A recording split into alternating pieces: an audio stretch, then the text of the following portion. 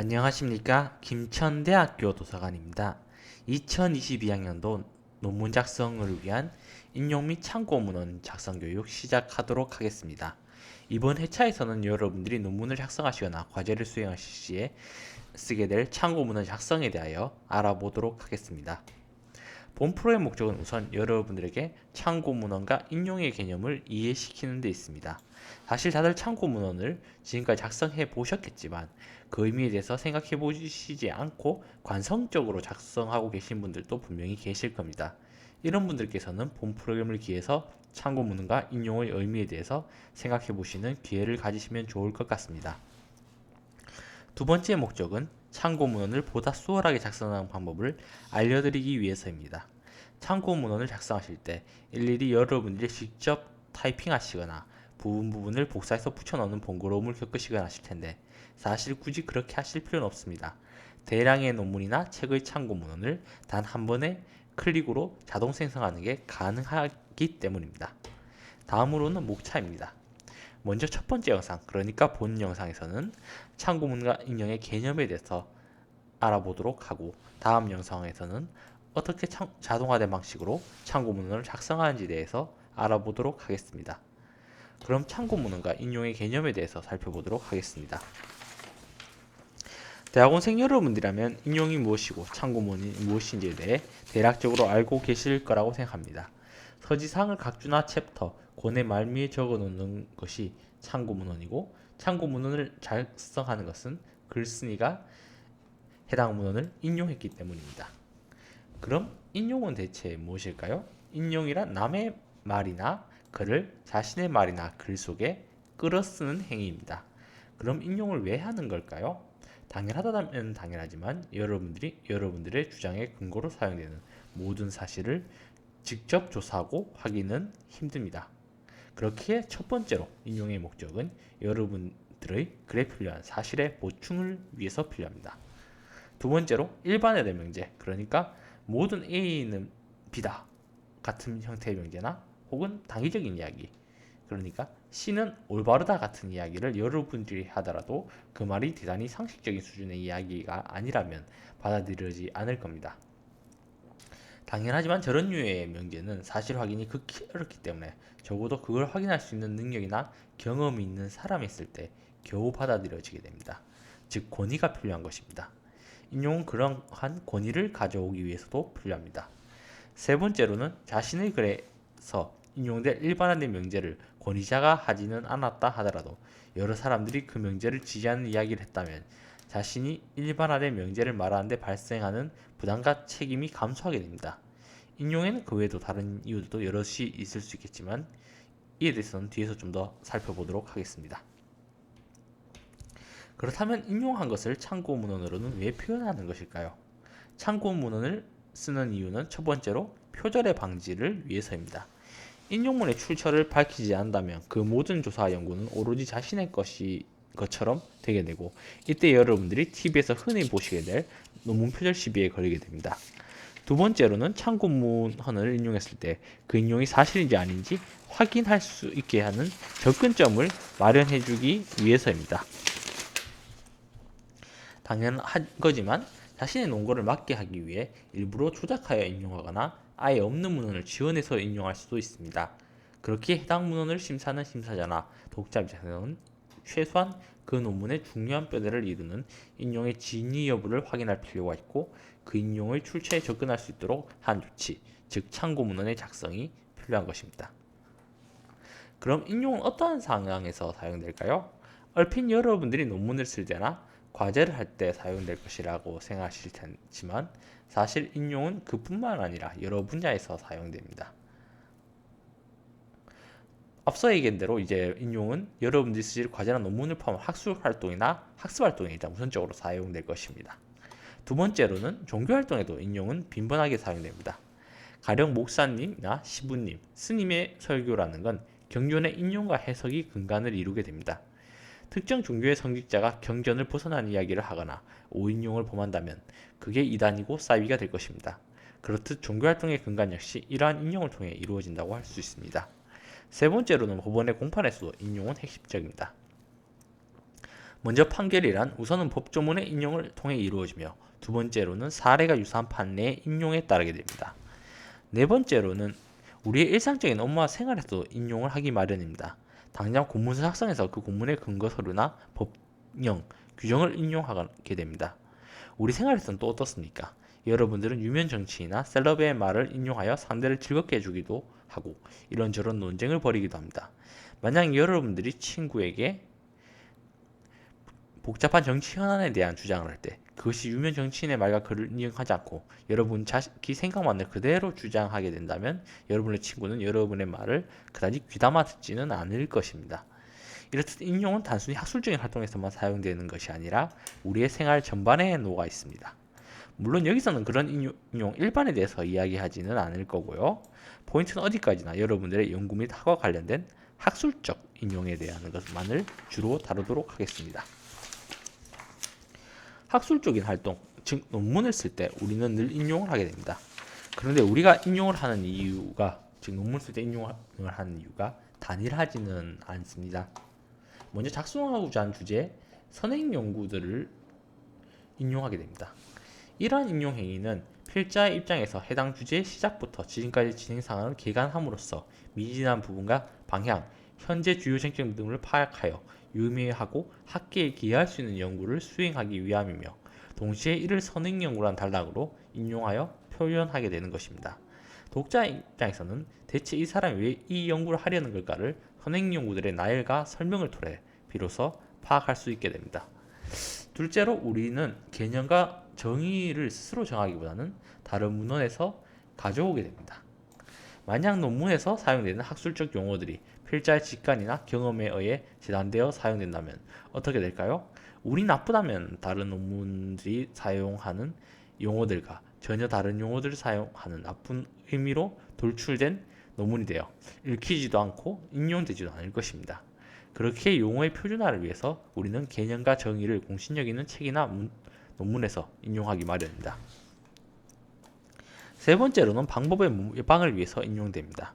전형적이고 단순한 방법을 통해 연구를 진행하게 되는 경우도 있겠지만 가령 단순히 설문조사를 해서 집단 간의 평균 비교, 회귀 분석 같은 걸 하게 되는 것들 말이죠. 하지만 경우에 따라서는 복잡한 연구를 수행할 필요가 있거나 개인적 욕심에 의해 최신의 세련된 연구 방법을 쓰고 싶을 수도 있을 겁니다. 아니면 연구 특성상 잘 안 쓰는 분석 방법을 써야 될지도 모릅니다. 이런 건 단순히 설문조사를 하거나 평균 비교, 상관분석, 회귀분석을 할 때랑 달리 그 방법에 대한 설명과 거기에 대한 인용, 실제로 사용된 연구에 대한 소개와 인용들이 필요합니다. 당연한 거지만 그런 건 읽는 사람들도 뭔지 잘 모르는 만큼 맞게 쓰인지도 의구심이 들 겁니다. 그렇기 때문에 논문에서 그 방법을 바르게 썼는지 확인할 필요가 있고 그것을 이제 인용을 통해서 나타나줘야 합니다. 네 번째로는 기납적 근거의 보충입니다.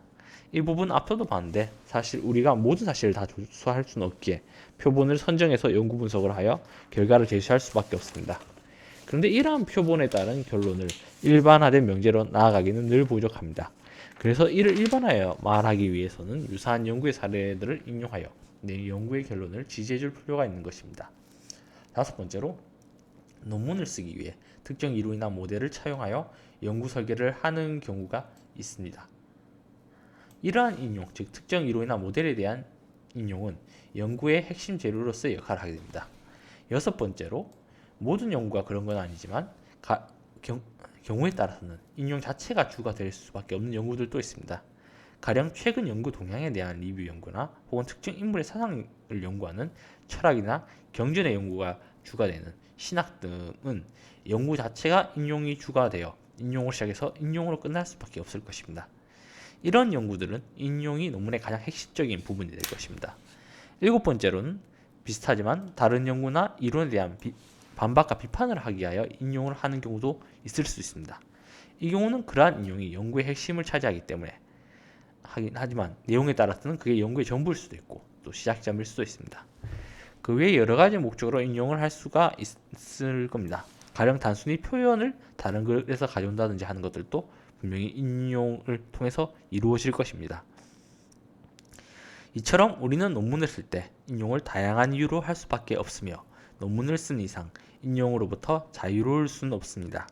그러니만큼 인용과 인용 표기, 즉 참고 문헌을 의식하면서 논문을 쓰는 태도를 기를 필요가 있을 것입니다. 그럼 논문을 작성할 때 인용을 가장 많이 그리고 필수적으로 하게 되는 부분은 언제일까요? 네, 바로 선행 연구입니다. 선행 연구는 자신이 다루는 연구 주제를 앞서 연구한 다른 논문들을 리뷰함으로써 자신이 해야 할 것과 할 필요가 없는 것을 구분하는 과정으로서 인용 없이는 성립할 수 없는 챕터입니다. 네, 그럼 선행 연구를 잘 쓰기 위해서는 어떻게 해야 할까요? 첫 번째로 선행 연구는 자신이 다루는 주제의 연구의 기원이 되는 연구나 이론에서부터 이에 영향을 받은 근래의 연구까지 그래서 나타나 있어야 합니다. 또한 이들의 역사적 또는 시계열적 영향과 변천이 그래서 표현되어야 합니다. 둘째로는 선행 연구에 쓰여진 다른 연구들은 단순히 페이지를 차지하거나 구색을 갖추기 위한 것이 아닙니다. 선행 연구에서 해당 연구를 썼다면 그 연구는 어떤 식으로든 자신의 연구에 영향을 끼쳤어야 하고 이것이 글로 나타나 있어야만 합니다. 만약 자신의 연구에 끼친 영향을 글로 표현할 수 없는 연구가 있다면 굳이 힘들게 그 연구에 대해서 선행 연구에 소개하지 마시고 그냥 빼시기 바랍니다. 세 번째로 선행 연구에서 다루는 연구들은 단순히 요약하고 기술하는 것으로 그쳐서는 안 됩니다. 선행 연구에서는 다른 연구들의 잘된 점과 부족한 점, 그리고 해당 주제와 관련된 연구사적 의의 등을 분석하여 글로 나타내어야만 합니다. 그러한 분석의 결론이 여러분들의 연구의 이어짐이 글로 표현되어야만 이러한 분석을 통해 여러분들의 연구에 대한 역사적 당위성이 부여됩니다. 넷째로 선행 연구에서 다루는 연구들이 서로 간의 논리적인 짜임새를 지니고 구성되어야만 합니다. 선행 연구는 주제와 관련된 개별 연구들을 요약하는 챕터가 아니라 그 연구들 전체가 짜임새 있게 이어져야 하는 하나의 일관된 흐름과 구성을 만들고 이것이 자신의 연구로 이어지는 것을 보여주는 챕터입니다. 그럼 인용 대상이 되는 것들은 어떤 것들이 있을까요? 당연하지만 친구가 했던 이야기, 식당 옆에서 앉은 누군지도 모를 사람들의 대화, 인터넷에서 실체를 알 수 없는 농객의 이야기는 인용의 대상이 될 수 없습니다. 그런 것들은 실체가 불분명하고 신뢰가 떨어지기 때문입니다. 글쓴이의 능력이 입증되지 않았으며 굳이 과장이나 거짓이 들어간다 한들 거기서 문제가 되지 않기 때문입니다. 그래서 인용은 신뢰를 확보할 수 있는 출판물들을 통해서 하게 되는 경우가 대부분입니다. 그러니까 학술지 논문, 학위 논문, 책, 정부나 연구기관의 보고서 이런 것들 말이죠. 웹페이지를 인용할 때는 많은 주의가 필요합니다. 홈페이지라면 정부기관이나 기업, 대학 연구소의 홈페이지, 개인 블로그나 SNS라면 유명 학자나 전문가가 자기 분야에 관련하여 이야기한 것이라면 인용할 만할 것입니다. 근거의 원천이 되거나 매우 신뢰할 만하기 때문입니다. 위키 중에서도 꼼꼼하게 참고 문헌을 작성하고 있는 위키피디아는 개인적으로는 다른 위키에 비해서는 신뢰할 만하다고 생각합니다. 하지만 익명으로 작성한 웹 커뮤니티의 글이나 딱히 해당 분야의 전문가도 아닌 사람이 쓴 블로그나 SNS 글, 가심용 위키라면 인용의 가치가 없다고 봅니다. 인용 가치가 있는 웹페이지는 정리하자면 다음과 같은 조건이 있다고 할 수 있습니다. 첫 번째로 공적이거나 신뢰성 있는 기관의 홈페이지인가. 두 번째로 사적인 홈페이지나 블로그, SNS라면 본인의 실명을 공개하고 쓴 글인가. 그리고 글의 내용에 있어 글쓴이가 전문가이거나 전공자인가. 세 번째, 위키라면 신뢰할 만한 참고문을 근거로 제시하여 작성되었는가. 웹페이지는 위의 조건들을 만족할 때 비로소 인용이 가능하다고 봅니다. 물론 아예 웹페이지에 인용을 금지하는 학회나 교수님들도 계시니 이건 미리 알아보셔야 할 듯 합니다. 그럼 다음으로 인용을 했다면 그걸 어떻게 표현해야 하는가에 대해 살펴보도록 하겠습니다. 이 부분 앞에서도 살펴봤으니 간략하게만 보고 넘어가도록 하겠습니다. 우측에 보이는 참고 문헌의 경우 자신이 인용했던 문헌을 리스트로 만들어서 일정한 순서에 따라 나열하는 방식이고, 좌측에 보이는 인용 추세의 경우 자신이 인용한 부분에 각줄을 달아서 어떤 문헌에서 인용했는지를 표기하는 방법입니다. 과제에 따라서 둘 중 하나를 요구할 수도 있고 둘 다를 요구할 수도 있으니 잘 알아보시고 작성하시기 바랍니다. 인용을 한다고 했을 때 이를 어떤 식으로 표현하냐도 문제입니다. 인용이란 건 여러 가지 형태로 나타낼 수 있습니다. 대학원생 과정에서는 교수님께서 과제를 수행할 때 특정한 인용 양식을 연구하기도 하며 특히 논문을 쓸 때는 분명히 인용 양식이 지정되어 있으니 여러분들께서 알아두시면 분명히 도움이 되실 겁니다. 이야기한 대로 인용은 일정한 규칙에 따라 작성되게 됩니다. 있는 학회나 단체들에서 저마다 규약을 통해 정해지게 됩니다. 다만 번거롭게 모든 학회가 각자 저마다의 규칙을 가지고 있냐 하면 그건 아닙니다. 대표적인 양식을 그대로 쓰거나 혹은 그 양식을 약간의 커스터마이징을 해서 쓰는 정도가 사실은 대부분입니다. 그래서 여기는 그러한 대표적인 양식 몇 가지를 살펴보는 것으로 그치고자 합니다. 먼저 심리학이나 사회학 분야에서 많이 쓰는 APA 양식, 업문학이나 인문학 분야에서도 많이 쓰는 MLA 양식, 그리고 의학 및 보건 분야에서 많이 쓰는 밴쿠버 양식, 이 세 가지의 양식에 대해서만 살펴보도록 하겠습니다. 먼저 APA 양식에 대해서 살펴보도록 하겠습니다. APA 양식, 즉 APA 스타일은 미국 심리학회에서 규정한 양식으로 1929년에 제안되었습니다. 미국 심리학계가 영어로 American Psychology Association이죠. 즉 APA 양식은 말 그대로 미국 심리학회 인용 양식이라는 말입니다. APA 스타일은 심리학, 사회과학 등에서 널리 사용되고 있는 인용 스타일로 연구자들의 연구물의 상호 교환을 도우며 출판사들의 전자견을 간편하게 해줄 용도로 만들어져 있습니다.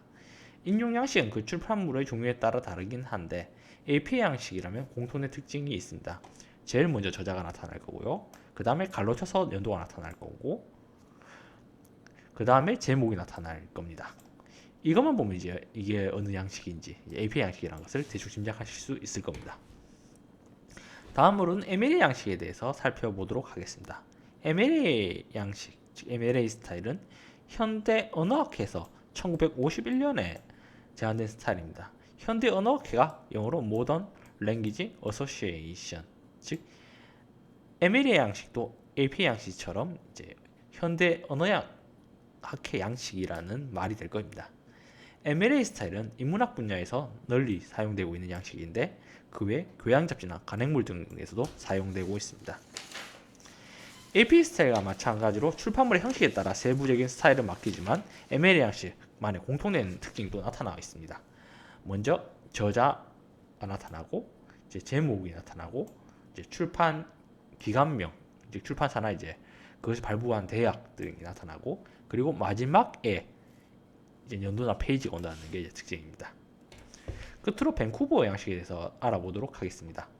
밴쿠버 양식, 즉 밴쿠버 스타일은 캐나다 밴쿠버에서 일반 의학학술지 및 편집인 몇 사람이 비공식 모임을 형성하여 정립한 데 기원하며 1979년 미국 국립의학도서관이 이제 개발한 창구문 양식을 수용하여 출판하였습니다. 밴쿠버 양식은 의학 및 간호보건약 분야에서 널리 사용되는 양식으로 현재 자리 잡고 있습니다. 밴쿠버 양식의 공통된 특징은 저자, 제목, 그리고 발행지, 즉 발행한 그 시나 이제 뭐 도, 미국 같은 게 이제 스테이트 같은 데가 되겠죠. 이제 그런 게 이제 붙는다는 것이며 참고문헌으로 작성될 때는 공통적으로 앞에 갈로 쳐고 이제 순서가 붙는다는 게 이제 공통된 특징입니다. 인용의 개념에 대해서, 인용과 참고문헌의 개념에 대해서는 이제 여기까지 살펴보도록 하겠습니다. 그럼 다음 영상으로 넘어갈 텐데 다음 영상에서는 실제 자동화된 참고 방식으로 참고 문헌을 작성하는 방법에 대해서 알아보도록 하겠습니다. 그럼 다음 영상에서 뵙겠습니다. LMS로 시청하시는 분들께서는 밑에 영상을, 유튜브로 시청하시는 분들께서는 다음의 영상을 클릭하여 주시기 바랍니다. 그럼 다음 영상에서 뵙도록 하겠습니다.